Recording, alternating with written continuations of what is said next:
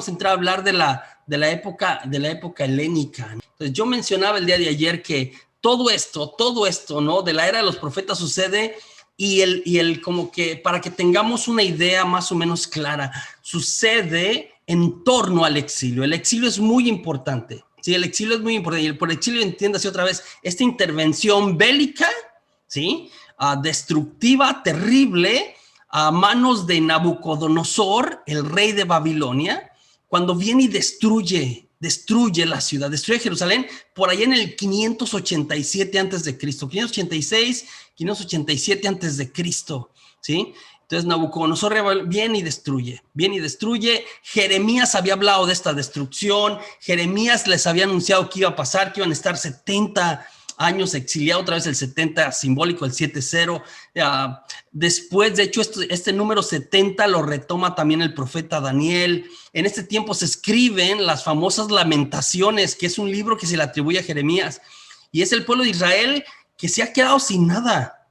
Sí, el exilio le vuelve al polvo, le vuelve a la nada. De hecho, muchos escritos, por ejemplo, este que yo les mencioné, el primer relato del Génesis, cuando Dios crea de la nada, cuando Dios dice, haya luz y hubo luz, surge después del destierro. ¿Por qué? Mira, es una experiencia existencial. El pueblo había llegado existencialmente a la nada. Existencialmente se había quedado sin nada y sin nadie. Y Dios los empieza a formar otra vez.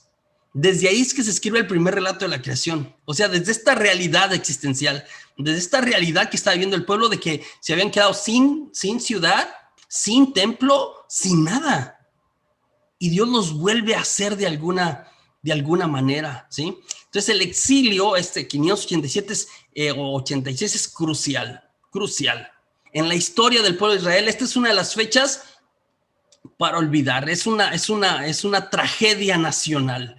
Estuvo en la memoria del pueblo judío por siglos, y hasta el día de hoy probablemente cuando reflexionan alrededor de este evento, aunque hablamos de más de 2000 años, sigue siendo una historia triste y desoladora del pueblo de Israel, ¿no? Entonces Nabucodonosor entra y destruye la ciudad, no hay templo. O sea, estamos hablando 2500, 2600 años ya, que lleva esta religión, la religión judía, ¿sí? Los judíos que no tienen el lugar donde habita Dios. Entonces, los profetas, ¿sí? Los podemos ubicar antes del destierro, durante el destierro o el exilio, ¿no? El exilio es destierro y exilio es lo mismo, ¿no? Son arrancados de su patria, mucha gente muere en la toma de Jerusalén y algunos, los más importantes, los sacerdotes y algunas personas, algunos jóvenes son tomados y llevados como reos a Babilonia. Y otros profetas los vamos a ubicar después del destierro. Entonces, para que entendamos que de acuerdo a lo que predican, de acuerdo a lo que hablan los profetas, se acomodarán en estos tres momentos de la historia de Israel, más o menos un periodo de 200, 300 años de antes, durante y después del destierro. De acá es de hecho donde salió Abraham, Ur de Caldea, ¿sí? Ur de Caldea,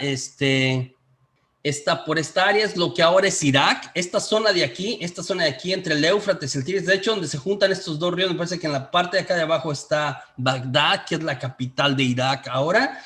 Pero esos dos ríos, de hecho, el segundo relato del Génesis, ubica el paraíso terrenal, lo ubica entre estos ríos. O sea, como que el paraíso hubiese existido aquí. De ahí la idea de que hemos prestado estos relatos de alguna forma de la literatura babilónica que ya existían de alguna manera. Entonces, Babilonia, ¿sí? Aquí es donde son llevados en el destierro. De aquí a Jerusalén son más o menos unos 1500 kilómetros, no son tantos, ¿no? A la hora que le rascamos, o sea, sí son y no son, o sea, sí está largo, pero le digo, como es la parte desértica, entonces hay que ir hacia el norte y luego bajar. Este es el viaje también que hizo Eliezer. Eliezer vino también de acá y regresó a Ur de Caldea por esta área donde fue llamado y después para conseguirle a la Rebeca, a Isaac, y regresó un gran viaje que que hicieron con los camellos, ¿no? Entonces, el viaje dura más o menos en caravana unos 4 meses, ¿sí? La cantidad de personas que fueron llevadas al destierro fueron unas 50,000 personas, ¿no? 50,000 personas. Las condiciones del camino en ese tiempo, pues demasiado rústicas, ¿sí? Nada que ver con lo que nosotros tenemos ahora. El transporte otra vez era caravana, era en grupo, la gente va llevando y van parándose, ¿no? De alguna manera, parecido a nuestras peregrinaciones a lo mejor, ¿no? Estoy pensando en la gente que hace peregrinaciones de la Ciudad de México al San Juan de los Lagos o de Puebla al Cristo Rey y cómo van parando, haciendo como que traen una especie de caravana. El terreno era árido y desértico, entonces esta cuestión del retorno a Babilonia no fue fácil, ¿no? Aparte, y entiendo esto yo así como que muy de primera mano desde la experiencia que tenemos, por ejemplo, los que venimos a Estados Unidos, que dejamos México y venimos a Estados Unidos de alguna manera, buscando algunas oportunidades extras, no lo sé, ¿no? A mí me tocó venir todavía como seminarista, me invitaron, ¿no? A que estando en el seminario viniera a formar parte de una diócesis acá, pero nuestra gente regularmente, la gente que emigra a los Estados Unidos, la gente que emigra por necesidad, hay algunos que emigran por conveniencia, ¿no? Después de la cuestión del crimen organizado, mucha gente que tenía sus empresas también decidió emigrar por seguridad, etcétera. Mucha gente viene como con la idea de regresar, mucho mayoría. Digo, otra vez yo he escuchado historias de mucha gente en nuestra calle, es como que, pues yo venía por 1 año, yo venía por 2 años, o sea, gente que tiene 30 o 40 años ya viviendo, radicando en Estados Unidos, o sea, todos venían por un poquito de tiempo para juntar un poco de dinero y poner una tiendita, para juntar un poco de dinero y poner un negocito, para juntar un poco de dinero y construir su casa, y terminan quedándose porque otra vez la idea de regresar es como que, ¿a qué regreso? Y en ese contexto quiero que entienda la cuestión de cuando termine el exilio, cuando Ciro, ¿sí? El rey de Persia, entonces Persia domina Babilonia, ¿sí? Entonces Babilonia es el imperio y Persia le cae encima, es parte de la historia, le cae encima y Ciro deja libres a los que habían sido desterrados y hasta les ayuda como si quieren regresar. Pero hay mucha gente que, ¿para qué regreso? O sea, en Jerusalén había ruinas, todo estaba destruido. Muchos de ellos ya tenían negocio en Babilonia. Muchos de ellos ya tenían una vida, algunos se habían casado, sus hijos ya habían nacido, sus hijos se habían acostumbrado a vivir ahí. Entonces el retorno no es sencillo. Y esto es una explicación medio sociológica, fenomenológica de la cuestión de la migración. Es una vez que te vas, es muy raro que regreses, ¿no? Algo así había pasado con el pueblo. Entonces, la gente que quería regresar son más bien como que la gente adulta, los niños que han nacido y crecido en Babilonia a lo mejor ni querían regresar. La gente adulta era así como que por la parte de la nostalgia que la tenemos toda la gente que salimos de nuestro país de alguna manera. Es que se trata de regresar, ¿no? Se trata de regresar. El templo de Jerusalén, ¿no? Respecto al templo de Jerusalén, yo había dicho que este es el que ya les había explicado, que tienen aquí, el templo de Salomón, construido más o menos hacia el año 960, no tiene comparativo, es impresionante, lo comenzó a construir, lo tenemos en 1 Reyes 6.1, habla de esto, ¿no? Los 3 lugares, el atrio, el lugar de los sacrificios, el altar de los sacrificios, y luego el lugar santo, y luego el lugar santísimo o el santo de los santos, ¿no? Estos tres niveles, un templo impresionante, ¿no? Entonces fue destruido por el rey Nabucodonosor II en el 586, que además llevó cautivo a una gran parte de los habitantes del reino de Judá hacia las tierras caldeas, hacia la parte de Babilonia, ¿no? El segundo templo, entonces estamos hablando de 3 templos que existieron en Israel. El primero es el que es construido por Salomón y destruido por Nabucodonosor, ¿sí? El segundo templo, de hecho, le llaman de Zorobabel. En el 535 regresa. Y son este grupo que quiere, o sea, otra vez, que añora otra vez y regresa y reconstruye el templo. Pero el templo que reconstruye, sí, aquí tienen un pequeño altar de sacrificios y luego una cosa muy sencilla, o sea, nada que ver con lo que construyó Salomón. De hecho, algunos que van regresando y van viendo después la reconstrucción del templo y que conocieron el templo de Salomón, cuando ven el templo que es más bien como una capillita, ¿no? El que reconstruye con toda la ayuda de Ciro, rey de Persia, que lo ven, se ponen a llorar. O sea, nada que ver, nada que ver.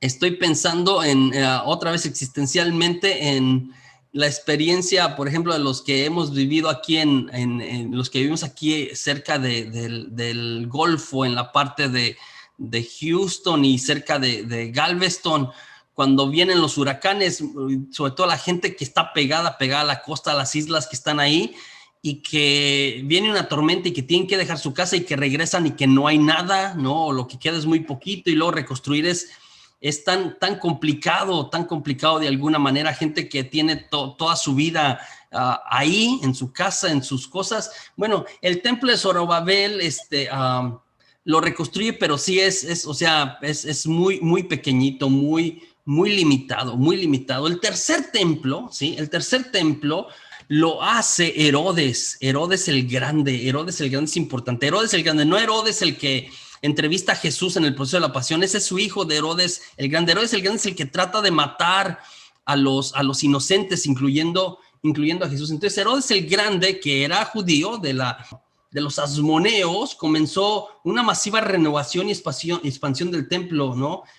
Fue demolido y se construyó un nuevo lugar. Entonces, el que existía fue demolido y en ese lugar se construyó uno nuevo, también muy grande, también bonito. Todavía, si queremos compararlo con el Salomón, pues sobre todo en la riqueza de los materiales y los detalles no llega, pero reconstruyó un templo más o menos grande. Este es el templo que conoció Jesús, este es el templo en el que Jesús venía a predicar, ¿no? De alguna manera, que encontramos en Mateo 21:12. Este es el templo, el que reconstruye Herodes en el año 19 antes de Cristo, ¿sí? Que destruirá Roma, que destruirá a Tito, ¿sí?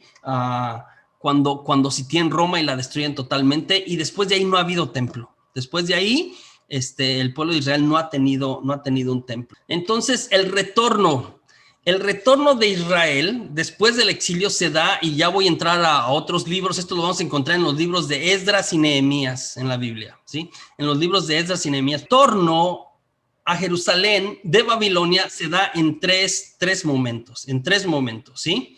Un primer retorno es el de Zorobabel. Entonces, en el libro de Esdras, comienza exactamente donde termina el segundo libro de las Crónicas, ¿sí? Que nos habla de los reyes, de las caídas de los reinos. Entonces, primera y segunda de Crónicas nos hablan, también es parecido a primera y segunda de Reyes y primera y segunda de Jueces, de Samuel, y nos hablan de los reyes y de las caídas, etcétera. Donde termina el segundo libro de las Crónicas, ahí comienza el libro de Esdras con el edicto del Ciro, rey de Persia, el cual permitía el regreso de los judíos a su tierra, les autorizaba la reconstrucción del templo, les ayudaba incluso a esto. Entonces, tanto el libro de Esdras como el libro de Nehemías, estos dos, formaron originalmente un solo tratado. Ahora los tenemos separados, pero era como que un solo libro, o era una misma obra en dos partes de alguna manera. Fueron separados cuando se tradujeron al griego, pero en hebreo estaban juntos, ¿no? Es posible que han sido escritos por el mismo autor del libro de las Crónicas, que narró como un resumen de la historia, hacía como un resumen de la historia. Era un historiador el que escribió esto. Entonces, en el capítulo primero del libro de Esdras, nos habla del edicto de Ciro, el final del exilio y un tiempo de esperanza. En el capítulo 2, ¿sí? Nos presenta a Zorobabel, que quiere decir plantado en Babilonia. Su nombre quiere decir plantado, por eso Zorobabel tiene de Babilonia todavía ahí, plantado en Babilonia, ¿sí? Él es y forma parte de la generación nacida en Babilonia, pero él es el que dirige a un grupo de israelitas para que regresen a Jerusalén. En el capítulo 3 de Esdras nos habla que reconstruye primero el altar, para ofrecer sacrificios antes del templo completo, el altar para ofrecer sacrificios y luego los cimientos del nuevo templo. Y luego acá sucede una cosa interesante en la historia y es que los samaritanos, le recuerdo otra vez, cuando hablo del reino del sur, cuando hablo de los que fueron a Babilonia, estoy hablando del reino del sur, estoy hablando de Judá, nada más de las dos tribus que quedaron en el sur. Las otras 10 que quedaron en el norte, ¿no? Que eran judíos que se mezclaron con los asirios, seguían siendo judíos, pero empezaban a hacer como su propia versión de ser judío. Cuando ellos están regresando, cuando los judíos del reino del sur están regresando a reconstruir, ¿sí? En el capítulo 4 nos habla de los samaritanos. Los samaritanos también son judíos, ¿ok? Pero acá empieza el pleito famoso que se extiende hasta tiempo de Jesús. Recuerda cuando Jesús le pide de beber a la mujer samaritana y la mujer samaritana le dice así como ¿cómo se te ocurre? ¿No? Primero, los judíos no hablan con los samaritanos. Se evitaban el uno al otro de alguna manera. Los samaritanos eran israelitas, ¿no? Que no fueron llevados al destierro de Babilonia, que estaban en la parte norte, ¿no? Y se quieren unir a la reconstrucción. De hecho, al principio, ellos quieren ayudar, como nosotros también somos. Y este es el templo en el que en algún momento estuvieron también ellos. Quieren ayudar, ¿sí? Pero Zorobabel no se los permite. No se los permite. Y de ahí se crea el conflicto. Se crea el conflicto que hace que se suspendan las obras de la reconstrucción. Acá va a representar un obstáculo y un problema. Entonces vienen y quieren ayudar y el Zorobabel hace buena intención, bien reconstruir el templo, pero hace como que ustedes ya son judíos diluidos, por decir una expresión medio fea, ¿no?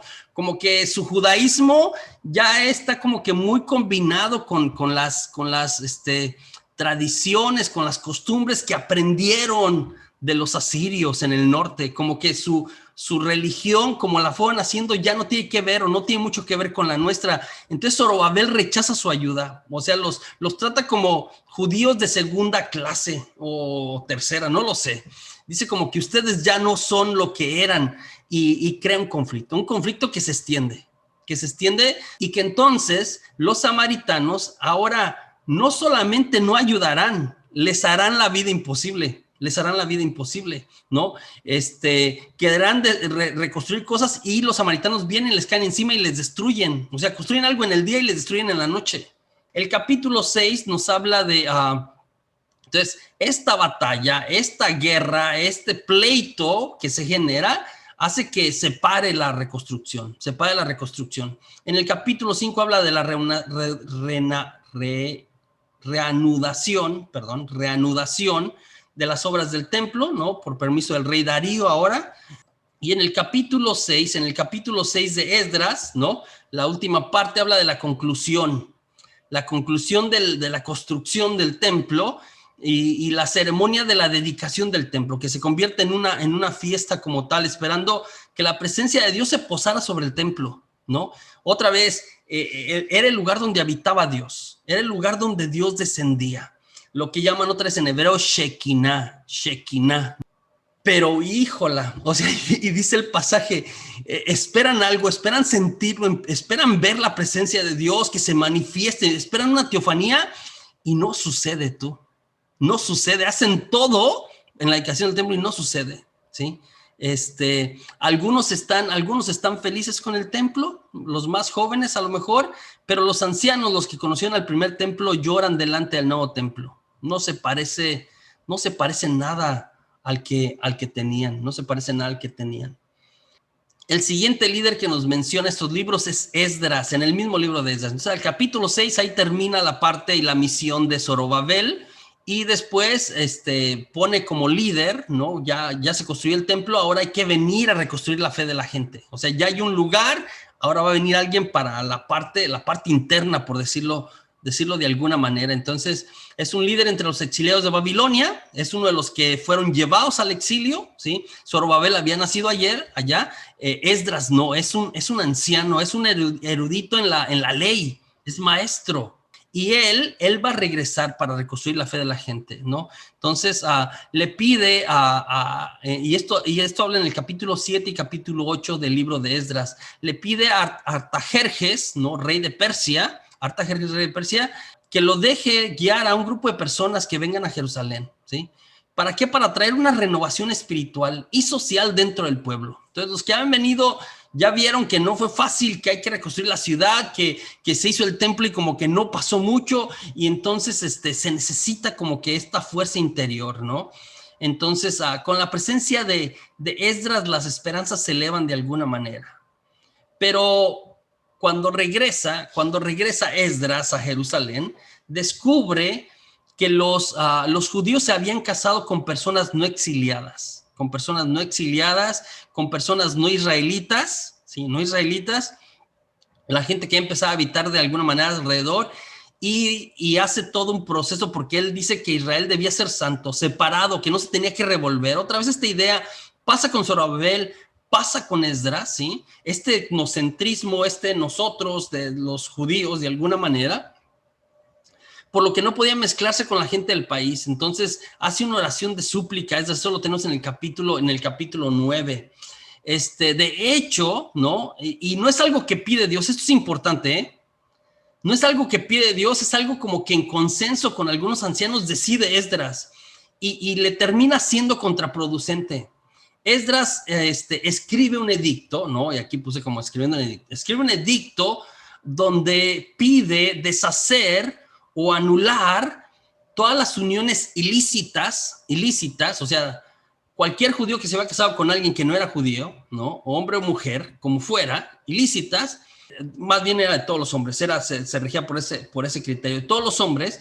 Entonces pedía que si se había casado con una mujer que no era judía, que despidieran a la mujer y a los niños. Entonces, si habían tenido hijos, que despedían a los niños también.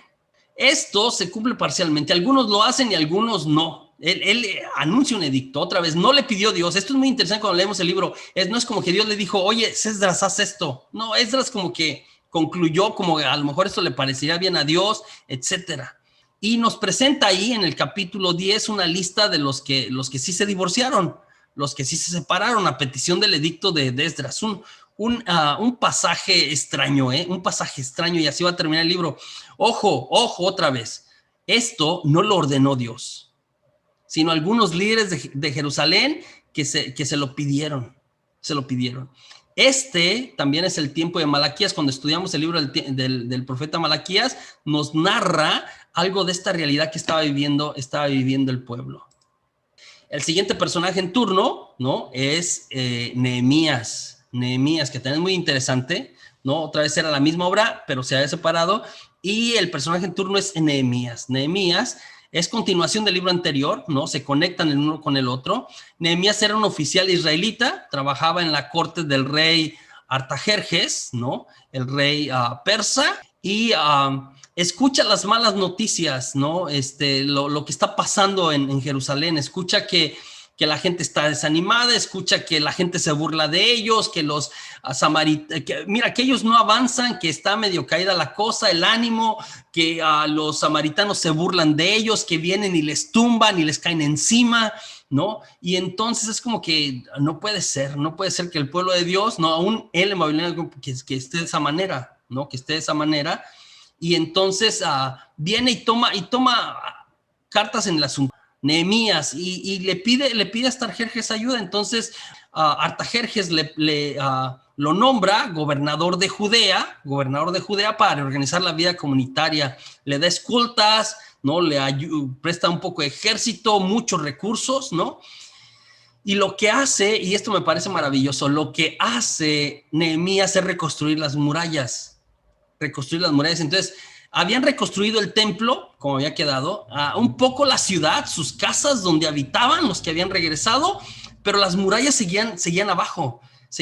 Este pasaje yo lo escuché, o esta interpretación la escuché de este padre Javier Luzón, un exorcista de la arquidiócesis de Madrid, en España, y decía que por qué venían y se burlaban de ellos, por qué venían y no prosperaban, por qué el pueblo de Israel había regresado y aunque le había echado ganas, pues no terminaba de brincar, y venían y se burlaban de ellos y les destruían y les hacían daño. Y el padre Javier Luzón habla de la cuestión de, pues las murallas estaban abajo, entonces la gente entraba como Pancho por su casa, ¿no? Es decir, no había manera de detenerles.